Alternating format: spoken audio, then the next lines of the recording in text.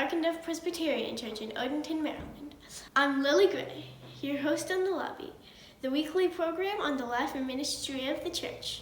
Today is the 15th Sunday after Pentecost, and many of us are waking up remembering the fun time we had yesterday at the annual church picnic. We had some great chili! For several weeks, we have been asking for some volunteers to help out with Godly Play. What is that all about? We'll find out later in today's episode when we talk to Miss Amy Tardiff. There's a lot going on as we start the program year here at Arkansas. Let's start by hearing how we can meet our neighbors. Next Saturday morning, please help the community engagement team go out in pairs to talk to our closest neighbors and learn what is important in the lives of our community. Training, breakfast, and lunch will be provided. We need a lot of people to make this work, so please sign up. On Wednesday morning at 10 and every Wednesday morning, Pastor Stephen Price Gibson will lead a lectionary-based Bible study over Zoom. No homework or prep is required for this class. One of the prime reasons many people say they enjoy about Arkansas is our thriving community of young people and our excellent programs for children and youth, like me. We need many of you adults to help keep these excellent programs going by volunteering to help with Sunday school or youth groups. Please see Sara Fox for a full rundown on opportunities. We have a long-standing practice of learning about and using our spiritual gifts. It's time to update our understanding of our gifts. So please take a spiritual gifts inventory. It's a questionnaire to learn about your own gifts. A class will be offered on October 6th as part of the Equipping the Saints series to interpret these inventories. Dinner is always part of Equipping the Saints. Please find links to the inventory in the archive. ACT is getting kicked into high gear with the upcoming election and other local topics. Learn how to have a one-on-one meeting and practice at a relational mixer tomorrow, September 19th, at First Presbyterian of Annapolis. You can also meet our newly hired organizer, Katie Ashmore-Zindler. ACT will be holding several actions this fall, including a candidates forum on October 14th, right here for candidates for Anne Arundel County Council and County Executive. We will need many volunteers for this event, including a tech team for hybrid style meeting, hospitality, registration, and parking. Please see Cheryl Walcott to help out. All this month, we will be collecting a special offering to support peace and global witness measures. This year, our offering will go toward ACT to support the work they do to organize our community and improve the lives of everyone living and working in the Anne Arundel County. Please give generously. Do you have a middle schooler? Are they into bugs? We are looking to resume the Loyal Order of the Beetles. This word actually has nothing to do with bugs. It's a completely different word, but it is definitely about middle schoolers. Sarah Hendricks may be getting in touch with an invitation for your middle schooler to join this Loyal Order. The new food of the month for CAP is a classic peanut butter and jelly, or PB&J. As you stock up for school lunches, please get an extra set of PB&J for CAP and leave it in the mission collection bins across from the coat rack. All you parents out there, you're invited to a potluck lunch with the parent groups next Sunday, September 25th, right after the 10:30 service. This is your chance to connect with other church families. Caregivers of all kinds are welcome. Now I'm happy to welcome Miss Amy Tardiff, who is in one of the Godly Play classrooms. Let's go over and meet Miss Amy. Hi, Miss Amy. Good morning, Lily. You ready for Godly Play today? Yep. All right, let's go on in and join the circle.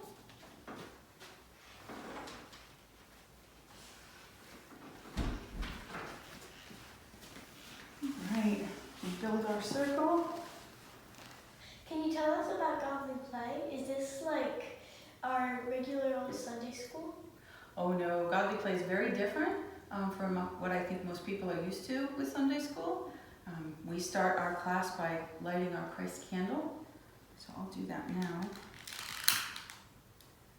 And we do this because we remember that Jesus is the light of the world, and we are surrounded by that light, part of that light, especially when we're here in godly play. So I'm going to move this out of the way. And then Lily, would you move our circle of the church here today? Yep, of course. So today is the 15th Sunday after Pentecost. I'm assuming this is the 14th one. Yeah. There we go. Thank you.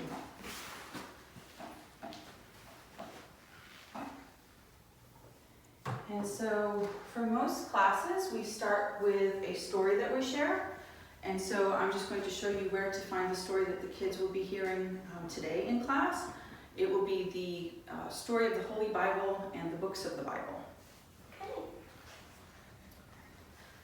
So you can find our story over here. There's our Holy Bible. And today I'm going to use this underlay. So I'll put this here. And then we also have this story set. This is a big one, so we carry it with 2 hands. Yeah, it looks really heavy. Yeah, a lot in it. And then we also have these cards that go with it. So we'll get those too.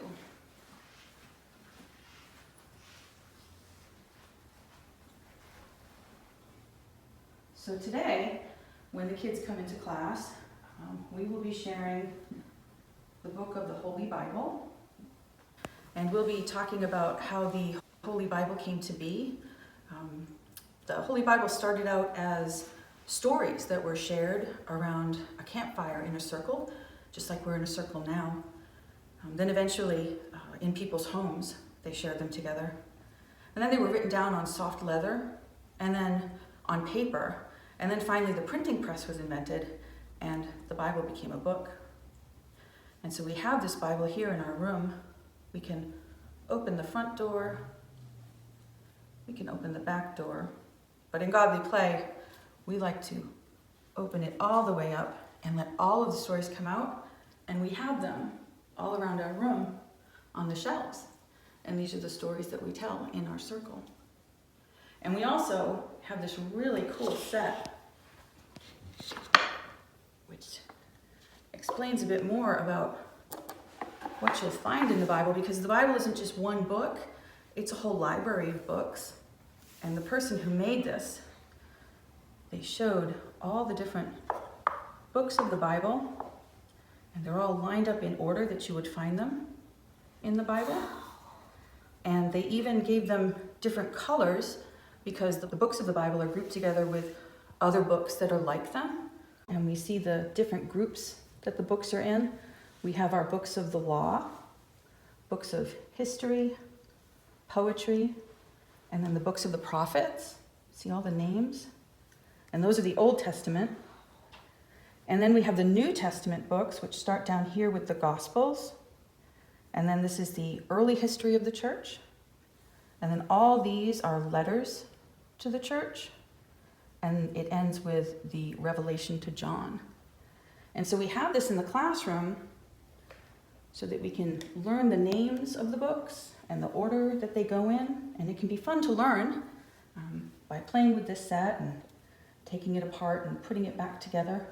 And then we also have these cards, and each book has a card here that explains a little bit about the book, maybe who wrote it or who is believed to have written it, and then also an explanation of which of the stories on our shelves come from particular books.